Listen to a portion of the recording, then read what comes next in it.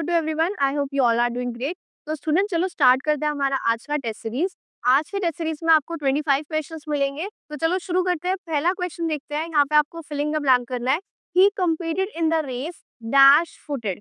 Option A bear, then bare, any one of these and none of these. अब उसने race में compete किया कैसे? नंगे पाँव। अब नंगे पाँव के लिए क्या कहते हैं? Bare feet. ठीक है। एंड यहाँ पे क्या हो गया हमारा? Bare footed. चलो तो याद रखना, बेयर फीट नंगे पैर के लिए यूज होता है। आगे बढ़ते हैं। नेक्स्ट क्वेश्चन देखते हैं। नेक्स्ट भी आपका एक तरह से फिलिंग द ब्लैंक्स है। Filling the blank with the correct option. Synonyms are words that have. Synonyms क्या होते हैं? ऐसे वर्ड जिनका सेम मीनिंग होता है। Similar sound, similar spelling, similar meaning. तो सी हमारा राइट आंसर हो जाएगा। थर्ड में आते हैं। थर्ड में आपको इडियम एंड फ्रेज दे रखा है। आज का इडियम पहला क्या है? To smell a rat. बच्चों ये हमने शॉर्ट में भी किया है। टू स्मेल अ रैट का मतलब हिंदी में क्या होता है? दाल में कुछ काला है। अब बताओ कौन सा आएगा? Option C, suspect a foul dealing. ठीक है, suspect a foul dealing. Fourth, I will dry the dishes and you dash then dash and you dash them dash। अब आपको यहाँ पे आपका फिलिंग द ब्लैंक फिल करना है। पहला है put away then find out, put out then wash। अब बताओ कौन सा आएगा? I will dry the dishes and you will wash them up। ठीक है बच्चे, इसको ना हम फ्रेजल जो वर्ब्स पढ़ते हैं उसकी कैटेगरी का ये क्वेश्चन है। तो आप फ्रेजल वर्ब भी ध्यान से पढ़ना। Next we have out of blue. बच्चों आउट ऑफ ब्लू का मतलब अनएक्सपेक्टेड। ठीक है, कौन सा आएगा out of blue? Option C, unexpectedly. ठीक है, अब बताओ मेरे को, आप ना उसमें बताना कमेंट में, बोल्ड फ्रॉम ब्लू का मीनिंग और बी फ्रॉम दी बोल्ड। इन दोनों इडियम्स का मीनिंग मुझे आप कमेंट में बताना। नेक्स्ट वी हैव, नेक्स्ट देखते हैं। नेक्स्ट आपको प्रोवर्ब दे रखी है। प्रोवर्ब को हिंदी में क्या कहते हैं? कहावत। ठीक है, और इसके लिए कौन से वर्ड यूज करते हैं हम? चलो, a picture is worth 1,000 words. A picture is worth 1,000 words, ये हमने सुना है, कहावत है। सेवेंथ में आते हैं। A piece of cake. बड़ा आसान है, इसका मीनिंग भी आसान ही है। अ पीस ऑफ केक का मतलब एक बहुत ही ज्यादा इजी टास्क। बताओ कौन सा आएगा? Task no, a task that can be completed easily। और भी बोल सकते हैं easy task। और बताओ क्या सकते हैं? Cake walk, like cake walk. ठीक है, चेरी ऑन द टॉप का मीनिंग आप बताना मेरे को कमेंट में। Cherry on the top. Eight, some working parents dash being absent all days by giving their children lots of presents। अच्छी तरह समझते हैं। कुछ working parents dash being absent all the day, वो पूरे दिन तो अपने बच्चों के साथ टाइम ज्यादा स्पेंड नहीं कर पाते, इसलिए वो उस चीज को कैसे कंपेंसेट करते हैं? बहुत सारे गिफ्ट देकर। अब कंपेंसेट के लिए कौन सा वाला आपका फ्रेजल आएगा? Make out, make out of, makeup, make up for. ठीक है, कौन सा आएगा? Make up for. आगे लिख देना, कंपेंसेट करना, कंपेंसेट करना। नाइन्थ देखते हैं।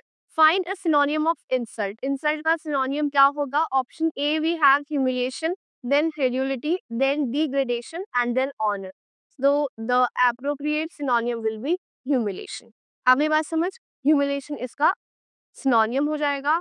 आगे बढ़ते हैं।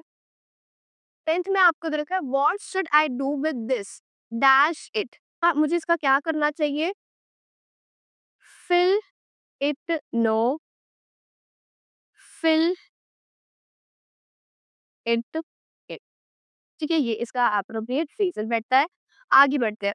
आपको रिलीफ का सिनोनियम बताना है। ऑप्शन में annoyance, then respite, then hindrance and last is injury. बताओ आपका रिलीफ का सिनोनियम क्या होगा? रिस्पाइट।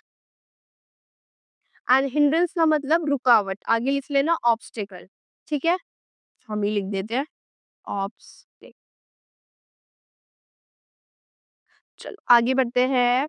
शेड्यूल, बताओ इसका सिनोनिम क्या हुआ? Option A backward, then we have system, then unseemingly and D we have listed. So the right answer will be listed.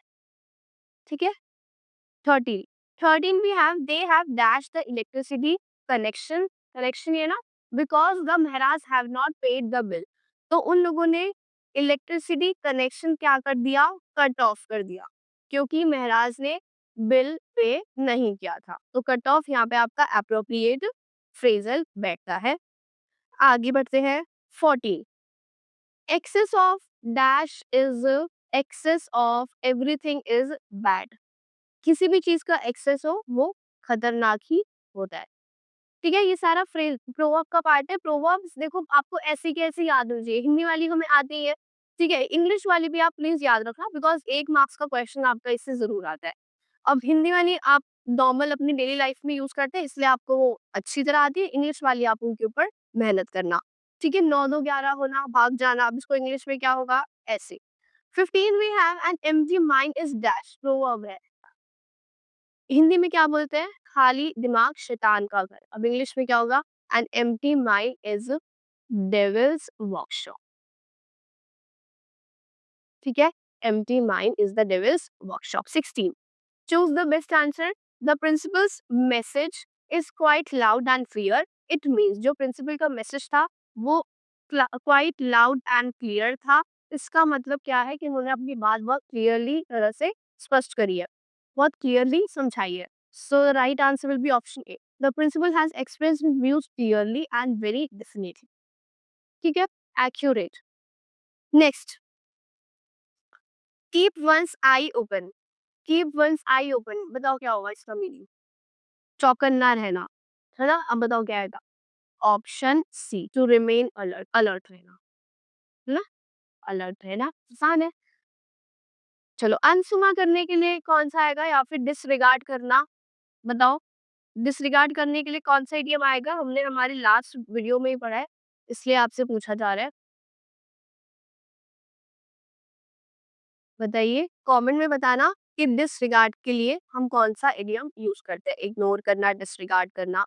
18 पे आता है, 18 में आपका इडियम एंड फ्रेज। अच्छा, ये नेक्स्ट ही दे रखा है, टर्न अ ब्लाइंड आई। मैंने लिटरली मैंने बस इसका रिलेट करके बताया था, आई डिडंट नो कि आपको आगे वही क्वेश्चन दे रखा होगा। टर्न अ ब्लाइंड आई, इसका मतलब भी क्या होता है, इग्नोर करना। ठीक है, ध्यान ना देना। आगे, एडमिट का आपको क्लोजेस्ट मीनिंग बताना है, वही सिनोनियम हो गया। एडमिट का मतलब option A dissent, confess, accept, then attend. So the right answer will be confess कर, है ना। अटेन का मतलब होता है बच्चों प्राप्त करना। अटेन का मतलब क्या होगा, प्राप्त करना। 20 पे आते हैं ग्राफिक। ग्राफिक का आपको मीनिंग बताना है। बताइए, ग्राफिक इमेज होती है ना, ग्राफिक इमेज मतलब pictorial image, pictorial, option C. Next, again we have phrasal verb का part है, dash the TV and dash the lights, let's watch the news. Option A turn out, turn off बिल्कुल नहीं हो सकता, TV के लिए क्या turn out आएगा, then turn off टीवी के लिए आ सकता है लेकिन लाइट के लिए नहीं आएगा, turn back बिल्कुल गलत है, तो कौन सा आएगा, ऑप्शन डी। भाई टीवी को टर्न ऑन कर दो एंड लाइट्स को टर्न ऑफ कर दो, अब हम क्या देखेंगे, न्यूज देखेंगे। ठीक है। 22 I was stuck between the devil and the deep blue sea. Devil and the deep sea का मतलब एक ऐसी कंफ्यूजन में हो ना जिसमें आप डिसाइड नहीं कर सकते। ठीक है, option A, to be in dilemma, to be in dilemma. Let's come to next question. Next we have filling the blanks. I will dash you at 8:30, बहुत आसान है, I will call you at 8, है ना। ऐसे question आने लगे तो आप सबके नंबर बहुत ही अच्छे आएंगे। 24 क्रोकोडाइल टीयर्स, हिंदी का है मगरमच्छ के आंसू मतलब झूठे आंसू। अब बताओ कौन सा आएगा, हिपोक्रिटिकल ईयर्स, नकली, पाखंडी, है ना, हिपोक्रिट पढ़ते हैं ना। 25 ये सेम हमारा लास्ट वीडियो वाला है। She is dash her brothers illness, she is ignorant of her brothers illness, option. ये हमने पहले भी पढ़ रखा है, एक बार दोबारा रिवाइज हो गया। अमेज का मतलब सरप्राइज होता है। ठीक है, आप जब किसी पर्सन से नाराज होंगी तो एंग्री विद आएगा, और जब आप किसी चीज पर नाराज होंगे तो एंग्री एट आएगा। ठीक है, आगे लिख देते हैं थिंग, आगे लिख देते हैं पर्सन। ठीक है, तो ये थे आपके 25 आपका आज का टेस्ट सीरीज, बहुत इंपॉर्टेंट है। हम डेली बेसिस पे 6 टू 7 मिनट्स, हद से 9 मिनट में हम पूरा हमारा लेक्चर कंप्लीट कर लेते हैं। और इससे क्या होता है, जो वर्ड्स आपने ऑलरेडी पढ़े होते हैं, आप उनको क्वेश्चन की फॉर्म में देख पाते हैं। ठीक है? तो खुद का असेसमेंट जो होता है भाई कि मेरे को कितना आता है, मैं जितना पढ़ रहा हूँ उसके मुताबिक मैं क्वेश्चन सॉल्व कर पा रहा हूँ या नहीं कर पा रहा हूँ। ठीक है? तो चलिए, थैंक यू।